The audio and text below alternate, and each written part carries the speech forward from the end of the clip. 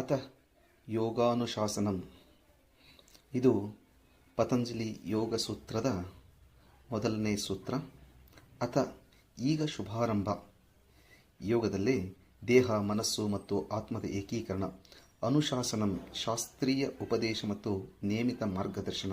ಒಟ್ಟಿನಲ್ಲಿ ಇದರ ಅರ್ಥ ಏನು ಅಂತಂದು ಹೇಳಿದರೆ, ಈಗ ಯೋಗದ ಶಾಸ್ತ್ರೀಯ ಉಪದೇಶವನ್ನು ಪ್ರಾರಂಭಿಸುತ್ತಿದ್ದೇನೆ.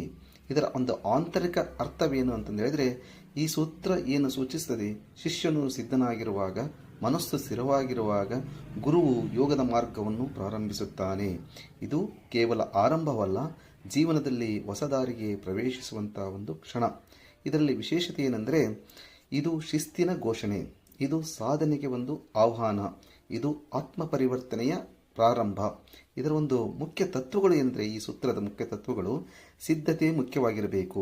ಯೋಗ ಕಲಿಯಲು ಮನಸ್ಸಿನ ಪರಿಪಕ್ವತೆ ಅಗತ್ಯ. ಆಸಕ್ತಿ ಮಾತ್ರ ಸಾಕಾಗುವುದಿಲ್ಲ, ಆಂತರಿಕ ಸಿದ್ಧತೆ ಅನಿವಾರ್ಯವಾಗಿರುತ್ತದೆ. ಯೋಗ ಒಂದು ಅನುಭವದ ವಿಜ್ಞಾನ. ಯೋಗ ಕೇವಲ ತತ್ವಶಾಸ್ತ್ರವಲ್ಲ, ಇದು ಅನುಭವಿಸಬೇಕಾದ ಒಂದು ಮಾರ್ಗ, ಅಭ್ಯಾಸದ ಮೂಲಕ ಅರಿವಾಗುವ ಒಂದು ಜ್ಞಾನ. ಶಿಸ್ತಿಲ್ಲದೆ ಯೋಗ ಸಾಧ್ಯವಿಲ್ಲ. ನಿಯಮಿತ ಅಭ್ಯಾಸ, ಜೀವನ ಶೈಲಿಯ ಬದಲಾವಣೆ, ಗುರು ಮಾರ್ಗದರ್ಶನದಿಂದ ಇದನ್ನು ಸಾಧಿಸಲಿಕ್ಕೆ ಸಾಧ್ಯವಾಗುತ್ತದೆ. ಈ ಸೂತ್ರದಿಂದ ನಮಗೆ ತಿಳಿಸುವುದೇನೆಂದರೆ, ನಾವು ಸಿದ್ಧರಾಗಿದ್ದರೆ ಆಗ ನಮ್ಮ ಜೀವನವನ್ನು ಬದಲಾಯಿಸಲು ಸರಿಯಾದ ಸಮಯ ಬರುತ್ತದೆ. ಜಾಗೃತಿ ಮತ್ತು ಶಿಸ್ತು ಮತ್ತು ಸಾಧನೆ ಆತ್ಮ ಪರಿವರ್ತನೆಗೆ ಒಂದು ಮಾರ್ಗದ ಆರಂಭ.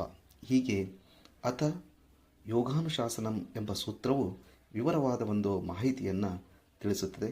ಮತ್ತೊಂದು ಸೂತ್ರದೊಂದಿಗೆ ಮತ್ತೆ ಭೇಟಿಯಾಗೋಣ. ಧನ್ಯವಾದಗಳು. ಶುಭವಾಗಲಿ.